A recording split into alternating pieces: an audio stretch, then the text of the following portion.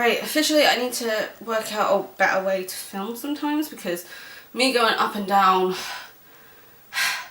it's really taking the life out of me. It's really showing my age. I'm 27.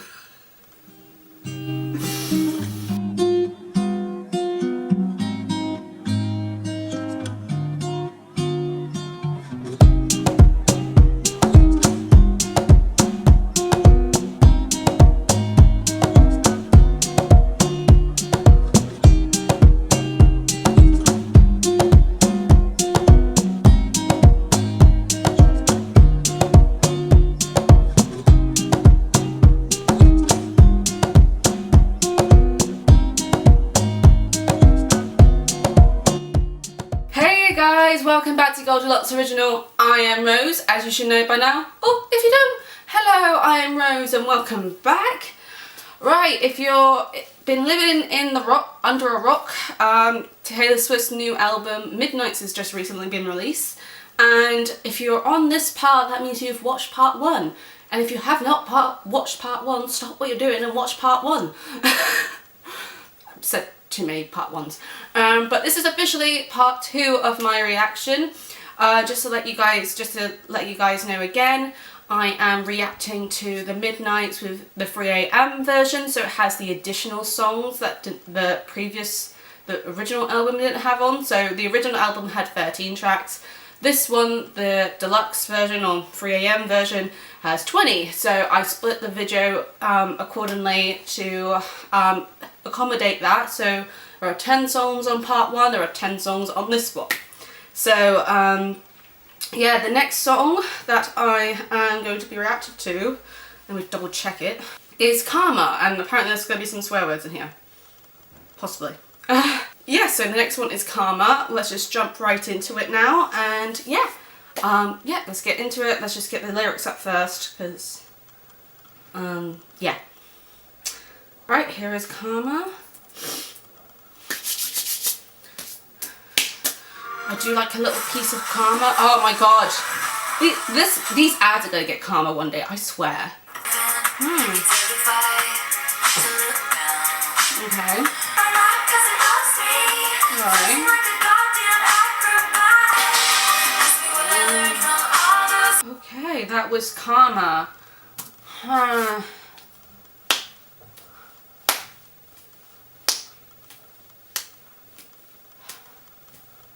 I didn't love it. I quite like the idea that she's put out there, and I like how the lyrics, but I think firstly the music, the tune of it kind of let it down, and then secondly, I don't know, it just didn't really, like, there are some stories within this album and some of other Taylor's albums that really resonate with me. But then there are some stories that she puts out there within her lyrics that I don't really resonate with. Like, I do get the kind of like message she's trying to give, because like I believe in karma. I believe in good karma and bad karma. Like, if you do something good, karma will reward you. If you do something bad, karma will punish you. Like, yeah, that's a given. And I think that's what she's trying to say in the song. But like, I think it was kind of just missing something, and I don't know if it was the tune that I didn't really like, or if it was something in the lyrics that didn't really like make it flow very nicely, but like it was still good. Like, I liked it, but I didn't love it. So I'm gonna put it as a 3.5, just because, yeah, I didn't really like, it didn't really like smack me in the face. I had to do the action, didn't I? So yeah, I'm going to leave that as a 3.5 out of 5. Sorry, Taylor. But yeah, it was still good though. Like none of Taylor's songs that I don't like doesn't mean, or I just like, don't mean that they're not good songs. Because Taylor is a great song person.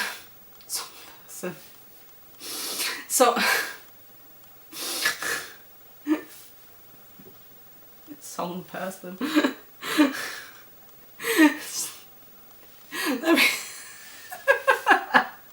Don't know why I'm laughing so hard at that. Song person. Literally.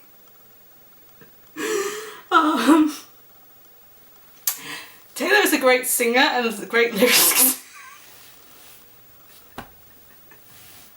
Song person.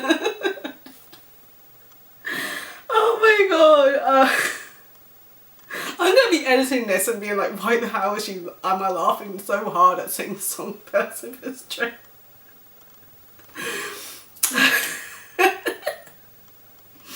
Anyway, Taylor is a great singer and a great lyricist. And, you know, any song that, even if it's not like what I personally like, it's still great. It's just like it didn't hit home for me. I'm gonna move on because I'm gonna keep laughing about this stupid song person. Yeah, the title reminds me of Selena Gomez's, like, from her Rare album, Sweeter Place. So that was like my first thought, and obviously Taylor and Selena are besties. And fun fact, I'm wearing half Rare Beauty products, so like half and half. Half is other products, half is Rare Beauty, so got that from America. But anyway, yeah, it reminds me of that. So yeah, let's see what it does, or what it is. Let's have a go. Hold on, first thing, so I'm just gonna do that. There we go. Right. Don't know if I like it yet. It's interesting. You almost forgot it. Does it ever mess with clothes sometimes? Constructors and smooth talking hucksters out black. That was interesting. When I was hearing it and when I was listening to the lyrics, I just felt really content and like at home, if that makes sense. Like that's the feelings that I was getting from it. And like, especially when they're like, all you wanted from me was sweet nothing. And it kind of like is the basis of a relationship in a way. Like obviously they want you to be yourself, they obviously want you, but they don't want anything else, they just want you. They don't, you get what I mean? Like that was kind of like the vibe I was getting from. And while everyone's doing all these things outside of the house, like they're pushing and shoving, you're in the kitchen humming and you're completely content with everything that we already had and you don't want anything else.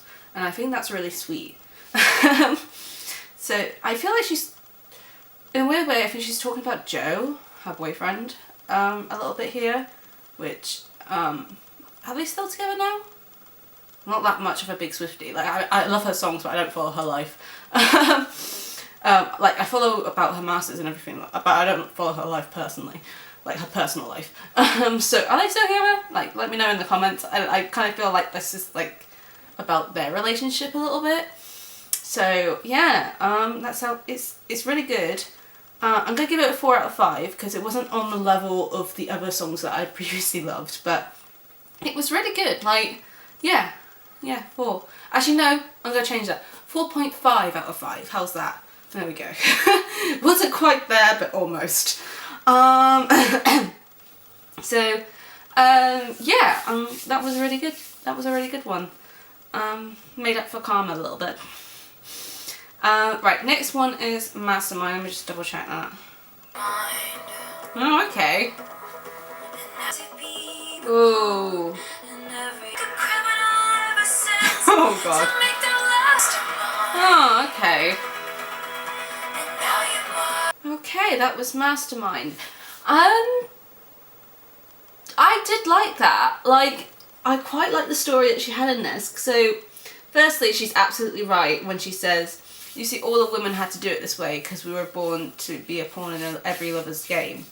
And, like, how she basically, like, says, like, some women have to, like, when they see a guy they like, they have to plan out how they're gonna sort of gradually make their move. Obviously, like, she didn't know about this guy before she met him. Like, that would be borderline stalkerish. But like, yeah, like it's not every woman who does this, but I understand because I have done it in the past a little bit myself. It's not like in a creepy way. It was more like in a, okay, today I'm gonna say hello, I'm gonna say who I am, and then, you know, and if we're in like, let's say if it's in uni, like if we're in the same classes, I'll say hello to them again, like just to have a casual conversation and just like lay the groundwork and slowly like build like a friendship, and then see where it goes from there. So yeah, so she is kind of right. I have done it a little bit in the past, but I've always failed. Because I'm just not very great in these situations. I'm not a very great flirt. So yeah. Yeah, so I do get what she means by that. And then I quite like the last paragraph. I laid the groundwork and then I saw a wide smirk on your face and you knew the entire time. And I'm just like, yeah, guys do pick up on it at some point. They're not totally stupid. But yeah, I think though guys like that would be quite flattered. Like, okay, she's laying in the groundwork.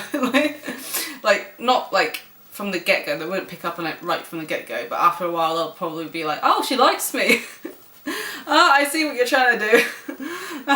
So yeah, I think they would be quite flattered. So, but I can't speak for all men, so that's just a guess. But yeah, I quite liked it, and I think another line that I really liked was at the beginning. Once upon a time, the planets in the fates all the stars aligned.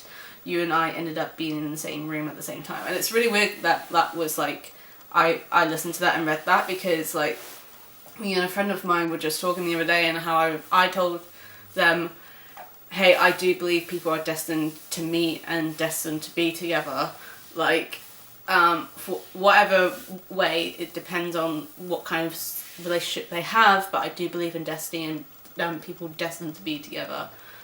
And yeah, that's how I feel like if whoever I meet in the future that I'm destined to be with, it will feel that way for me, hopefully. Fingers crossed. But yeah, I really liked that. I'm going to give it a 4.5 though, because I did really like it and I did love it, but like it wasn't, again, up there with the top favourites. So yeah, so we're going on to the because that was like the 13th song, wasn't it? That was the 13th song, so that was like the end of the original album, and now we're going on to like the bonus tracks, and the first one is The Great War, which is interesting. This is The Great War, so let's just get into it.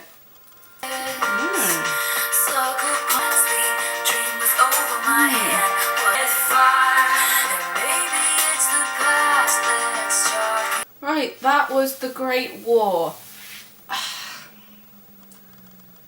I wanted to like it, and the thing is, halfway through, like no, towards the end of the song, I thought of Forever and Always from the Fearless track, and there was two versions of it. One was like the poppy dance around, and I didn't like that one, but I loved the piano version of it. And I think it's kind of that issue with this one, because I liked the lyrics, but the tune wasn't right. And I feel like if she did a piano version of this, I think I would love it, but there isn't, to my knowledge, a piano version of this. And I think it would have been much better if it was a piano version, because I still really loved the lyrics and I wanted to love it, but the tune was just letting it down. So I'm going to give it a 3.5 just because of that, but I quite liked the lyrics. Again, this is mainly just because of the imagery that she was producing. So we plant a memory garden, to say a solemn prayer, place a poppy in my hair, there's no morning glory. And I quite like that. So yeah, like, I just think I would have loved it more if it was like a kind of like a piano in the background, if that makes sense. Like, I think that was the tune was the only thing that was letting it down. So yeah, I'm gonna give it 3.5 out of 5. Sorry, Taylor. I really wanted to like it as well. But yeah, so the next one, is Bigger Than the Whole Sky, alright? Right, Bigger Than the Whole Sky, let's have a go. In the aftermath,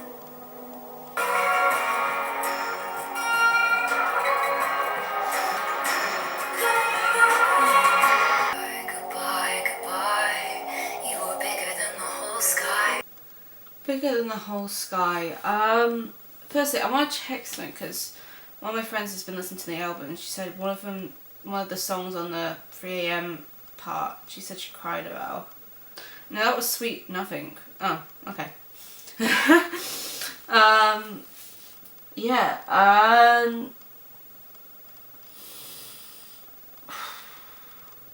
that was not something I was expecting. I think this one was about losing someone very close to you to death, obviously. Oh, it just hits you, this one. Like, I have people that have passed away in my life, but I've never, like, yes, I was close with them, but I never, like, it was never, the deaths were expected, if that makes sense. They were all elderly age, and, you know, I never had someone who's been lost so suddenly.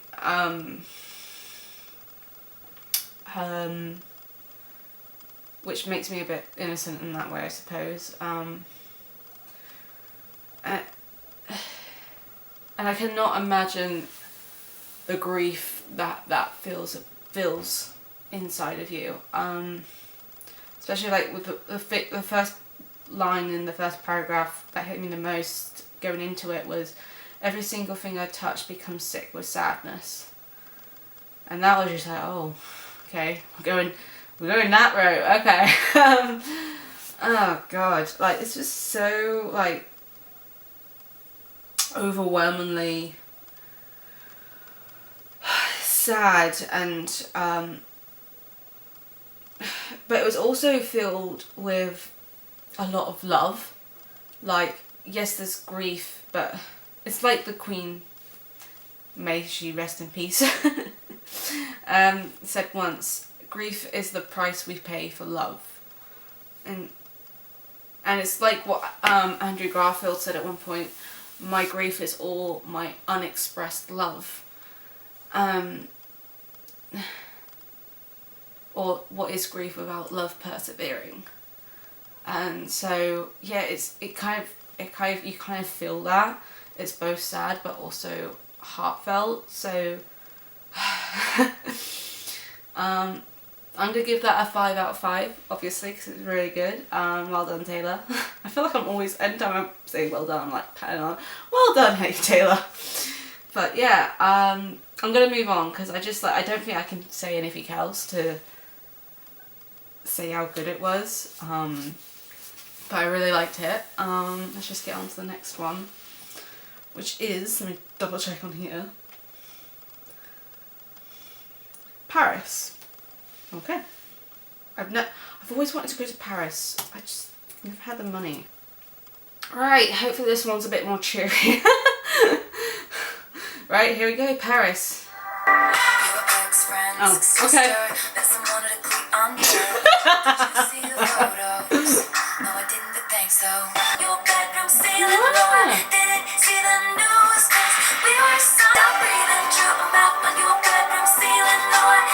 Alright, that was Paris. I really liked that one, actually. Like, it was just something fun and uplifting after the previous song. And it was not a song that you had to pay attention to the lyrics. You can just, like, listen to it for fun and just, like, you know, move around to and everything like that.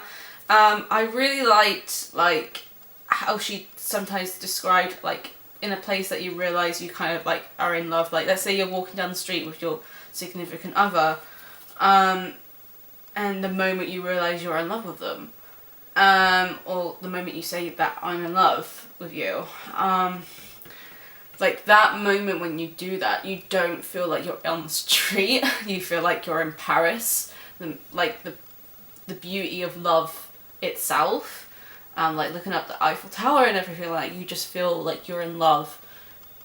And when you feel like you're in love and you say that to someone, you feel like you're in Paris, looking on this amazing view that is your significant other, which is beautiful. I really like that. I'm going to give it a 4 out of 5, because, once again, I still loved it, but it wasn't, like, at the few that I've given 5 out of 5s to, so like I still loved it either way, but yeah, so 4 out of 5 for that one. Next one is High Infidelity. Fantastic. Got everything ready? So this is High Infidelity. Ways that you can kill the one you love. Ooh. The truth too far tonight. I was dancing around it. That was High Infidelity. I actually really like that one as well. Like I think the one that cut me the most that you probably saw me react was you know there's many different ways that you kill the one you love. The slowest way is never loving them enough. Frack. I think I've sworn at some point during the previous video, but I'm trying to keep my mouth on that, but yeah. Yeah. Cheating is the worst thing that you can ever do to someone. Like, I actually had a discussion with this with my previous flatmate and her boyfriend. He asked us out front. He was like, firstly, I haven't done anything. She was like, okay, good. He was like, okay, which is the worst cheating? Emotional cheating or physical cheating? And I said it depended on the circumstance. I said out of the two, obviously emotional cheating is the worst for me. But it would also depend on like the circumstance. Because I remember watching this Catfish episode where this person who was married got into this like emotional relationship with this guy that she started talking to randomly on the internet after she just recently lost her mother, and it was her way of sort of like talking with someone about how she was feeling that she couldn't feel that she could talk to with her husband. So it kind of like depended, and it turned out the catfish was actually her husband, which is weird. But it kind of like depended on the emotional cheating for me. And with the physical cheating, that would also depend. Like, if it was like a full-blown affair, absolutely not, kick him to the curb. If it was like a drunken one-night stand, that would also depend on how long the person, or if I have been with the person. Like, if it was just a new, fresh relationship that we've been dating for a month, I might be able to work through it. Like, but if we've been together for years, like, I'm like, no. You have no excuse. So yeah, it would just kind of like depend, but like, at the end of the day, any kind of cheating is wrong. No matter what the circumstances. Like, there can be some circumstances that you can work through it, but other times there's no going back. Like, yeah, and it's the worst thing you can ever do apart from murdering and other things, but like, it's one of like the worst things you can do to your significant other, really, because it is the slowest way of killing them, because it never feels like you're enough for them because they're doing this on the side, or that you're never enough for anyone else because you automatically think they're going to cheat because your previous partner cheated. So yeah, overall I'm going to give this song a 4.5 out of 5, because once again, brilliant but not quite up there. Right, next song, I think it's Glitch. Right, Glitch, here we come. I think there's been a glitch. Glitch. Sending myself to you with a stitch. Okay, I quite like that one, because it's not really a serious one. I quite liked it because it reminds me again of Labyrinth. Oh, God. Even if you could say it to me 100 times, I wouldn't get it right.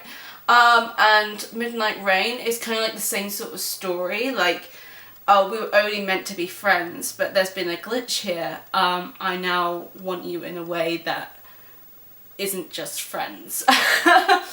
So I quite like that, and it's quite like, just, it doesn't go too serious into it. Like, it's just like a quick, like, oh, I just think there's a glitch, and I quite like it like that. I'm going to give it a 4.5 again, because obviously it being not too serious helped like the lighten the mood a little bit, but obviously it's not, once again it's just not up there with my top favourites. But yeah, it was still a really good song. It was quite just like a light beat, non-serious song that I quite liked about it. So yeah, I'm gonna give it a 4.5 out of 5.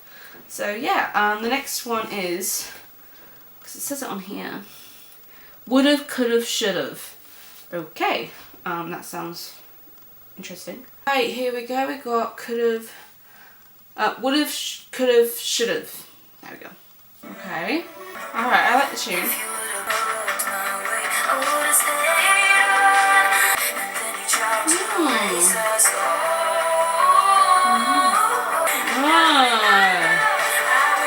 Right, okay. So I actually liked that one. Like, it feels like to me it's more of like a relationship that she wished she never got into. Like, she wished like this guy would have given her all these warnings, because then she wouldn't have even bothered to get into this relationship with him. And I felt that that was really good. And like, my favourite lines were, oh, and now I'm grown, I'm scared of ghosts. Memories feel like weapons. And I was like, yes they are. And yeah, I would have stayed on my knees, and I damn sure would have never danced with the devil. Like, she's like basically referring to me as a, she's like, look, if I knew all this going in, I would have never gone anywhere near you. So I quite like that. So I'm going to give the song a 4 out of 5.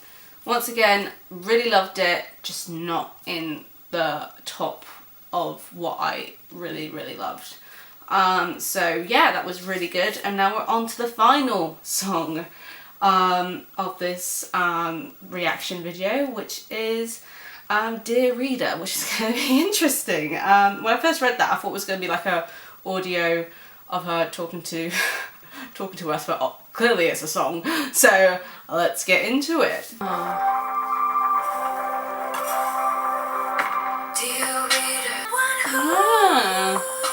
Right, that was Dear Reader. That was actually really good. I just really like the line, never take advice from someone who's fallen apart. That is very, very true. And I like the opening, Dear Reader, if it feels like a trap, you're already in one. Like, Dear Reader's already caught you in a trap. Burn all the files, desert all your past lies, and if you don't recognise yourself, that means you did it right. Which is really true. Like, we all have different versions of ourselves. And if you feel so different from the past version of yourself, that means you're doing something right. So, yeah, because you can never stay the same person that you once were. So, yeah, I really like that one. I'm going to give it a 4.5 out of 5, though. Like, it wasn't like a favourite of mine. Yeah, quite liked it, actually, yeah. So, 4.5 out of 5. And that's a good way to end the album and this reaction, unless there's any more. No, there isn't. Let me just double check. No, there is no more, which is really good. Because I don't know if you caught me yawning, but I was yawning a little bit. Not because of the song, I'm just really tired. Yeah, but that was really good. I really like this album. I think my favourite songs on it were Lavender Haze, Maroon, Anti-Hero, You're on Your Own Kid, Midnight Rain, Vigilante Shit, Labyrinth, and Mastermind, and Bigger Than a Whole World. And I really like this one, Dear Reader. Yeah, I think my favourite one was Vigilante Shit though. I just loved that one. But yeah, I really liked it. I would give the whole album a 5 out of 5. It was really, really good and really, really interesting to read along to as well.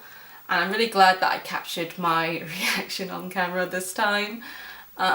It was really fun to do.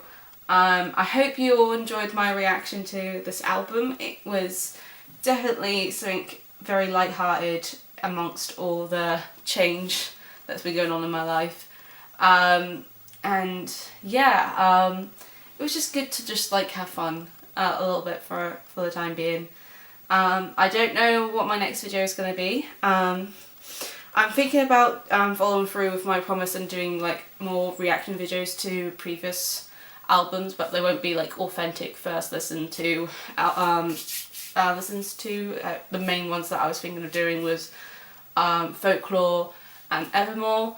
I'm only doing Taylor Swift's albums that she fully owns, so that's like Taylor's version and that, so Reputation hasn't been re-recorded to my knowledge yet, nor has any other albums that she's done as well in the past that she hasn't owned. Yeah, so I'm only doing ones that she currently owns because I refuse to give any money to anyone who isn't her.